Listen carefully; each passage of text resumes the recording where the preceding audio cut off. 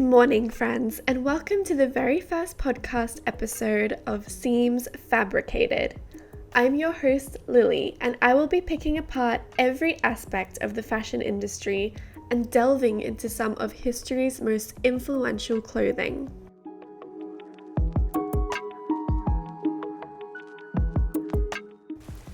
It's a lovely rainy morning here, and the perfect kind of weather for pottering around the house, maybe sorting through your old junk drawer, or even doing a spring clean through your wardrobe. Yes, we all have those jeans that don't fit anymore. Donating clothes has become a very convenient way of getting rid of clothes. You don't feel that guilt of throwing something good away. You're not being wasteful. And you know that your items are going to a good cause, helping someone in need. Well, what if I told you that it's not quite that simple, and your donations most likely won't end up where you think they will? In today's episode, we are going to take a trip around the world with your old Pulp Fiction t-shirt. Let's begin in the epicenter of Western culture, America. Over the past 20 years, the amount of clothing Americans discard of has doubled, going from 7 million tons to over 14 million tons, ending up in landfill. And the numbers are still rising. Population inflation may be to blame for a portion of this. However, between 2000 and 2020, the American population has only increased by around 16%, while textile wastage has increased by over 100%, which is certainly not enough to account for 7 million tons of clothing. The rest can be attributed to fast fashion, designed for overconsumption. Don't worry, Americans are definitely not alone in this. Over here in Australia, we are sending 6 tons of textile waste to landfill every 10 minutes. So it's obvious that throwing out your clothes is contributing to the planet's demise. But what has this got to do with donating to people in need? Well, consider the numbers we have discussed.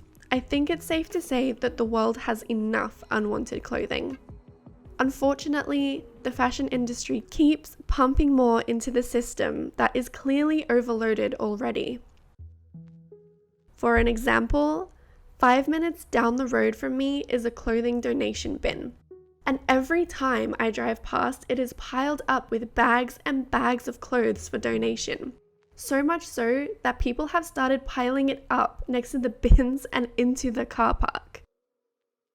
There was even a post on the local community page addressing this as a problem. And as you can imagine, there was a little kerfuffle as to who was to blame for this and why people were still donating when it was clearly full. I honestly think that many of us, myself included, see these donation bins as an easy way out. It takes effort to sell your items on Facebook Marketplace. You have to list the size, the condition, deal with people not turning up when they say they will. It's so annoying, I get it.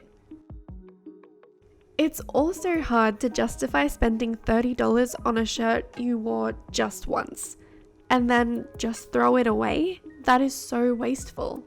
So the best option is to give it to someone in need. Let's just hope your shirt makes it to them. Once the clothes are collected from these bins, they are taken to a large sorting facility. And this is the next stop for your t-shirt. These facilities are filled with row after row after row of plastic bags filled with unwanted clothing. There are many documentaries and videos with footage from these places, and it is absolutely insane to see this ocean of unwanted things. Your local charity shops may take some items from this to keep their shelves stocked, but the majority of this waste is now sorted into categories based on condition and saleability. Unfortunately though, it's estimated that over 80% of these clothes will end up as rejects, going to landfill or to the incinerator.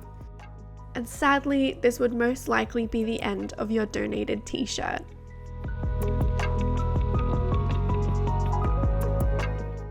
Thankfully though, some companies are finding solutions and are recycling the fabrics that are able to be respun and weaved into a brand new piece of fabric.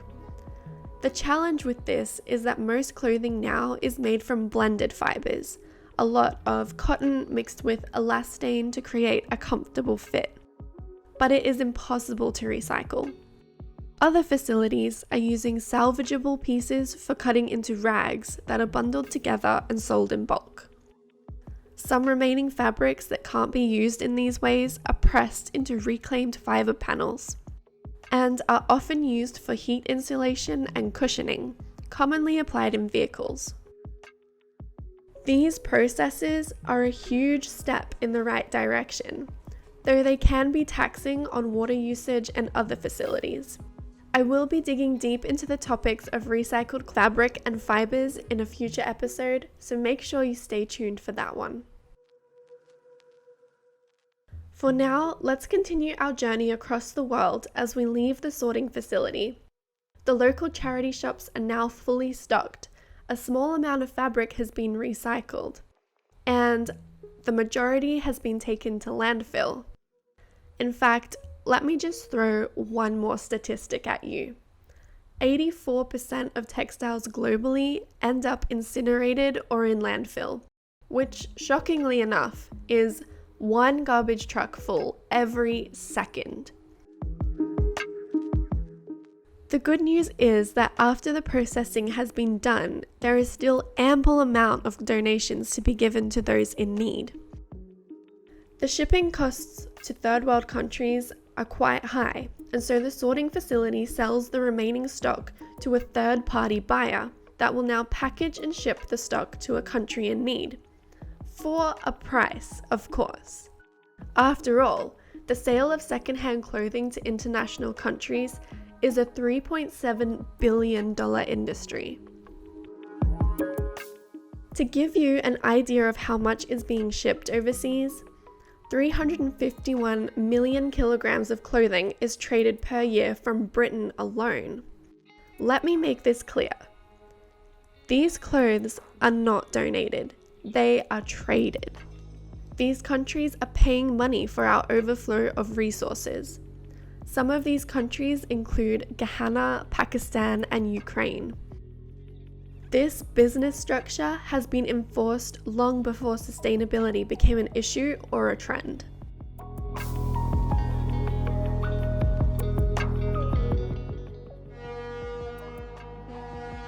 Let's follow one of these cargo ships and make our way to Africa, Nigeria to be exact.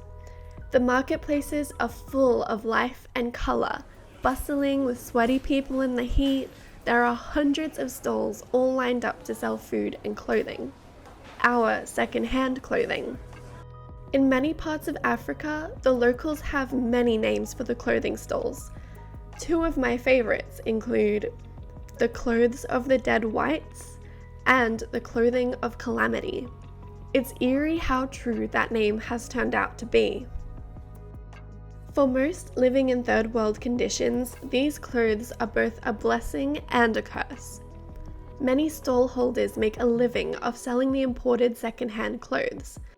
But this field of work comes with risks. The main one being that they have no choice over which clothes they are able to import. Besides clothing that is in bad condition, many sizes may not fit the body shapes of the locals. Another issue is trying to sell inappropriate clothing for the climate and culture. Imagine receiving a box full of jackets to sell in the middle of Kenya, or miniskirts in Pakistan. These items may be fashionable in our Western culture, but would be entirely useless in theirs.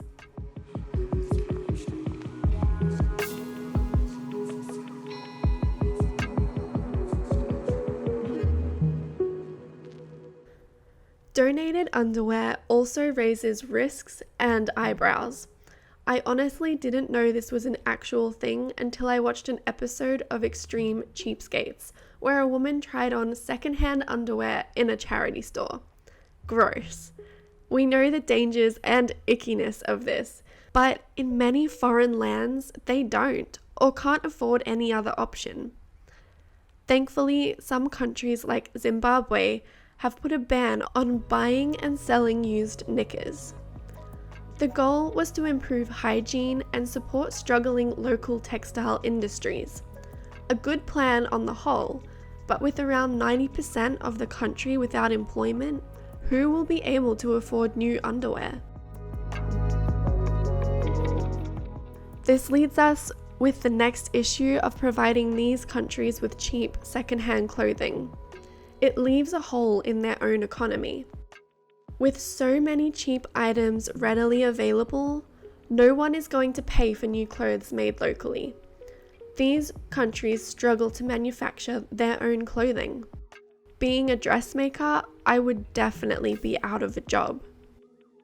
Many cultures pride themselves on their native clothing, like the colourful dashiki garments of West Africa or the beautiful and modest shalwar kameez in the Middle East. Sadly, their streets are being overtaken by last year's Gucci jeans and band t-shirts. This loss of job opportunity, techniques, and culture are a result of the Western world making them our dumping ground, while we call it charity. Of course, there are many benefits to this cycle, but as the years pass on, it is becoming clearer that this is not sustainable, and the system will eventually collapse. In fact, many West African countries have already been trying to restrict or ban the import of Western clothing for years because it is affecting them negatively. Any items that are brought into these countries are now the country's sole responsibility, and anything that doesn't get used or sold is sent to their own landfill, or they are forced to export that landfill to another country. And yes, landfill exportation is a thing. So whether your donation is scrapped right away or brought into an African marketplace, the chance of it ending up in landfill in a third world country is pretty high.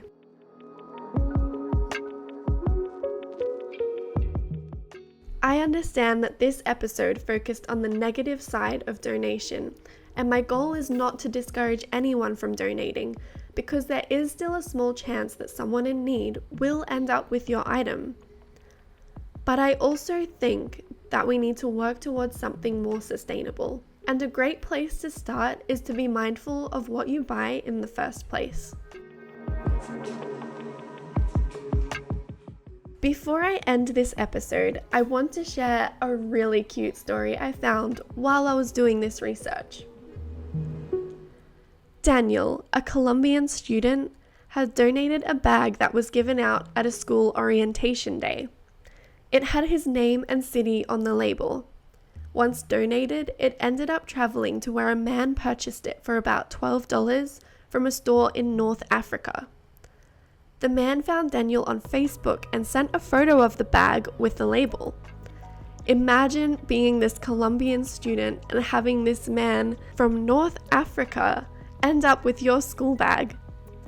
Anyway, the man explained that he had bought the bag from a local store and they eventually became friends. I thought this was such a wholesome story, and it highlights the positive side of donation. Well, friends, thanks for tuning in today. It was a heavy topic, but also a very important one. I will be back next Thursday with another episode. Be sure to subscribe and turn on notifications so you don't miss out. You can find me on Instagram at Seams Fabricated. Have a lovely week.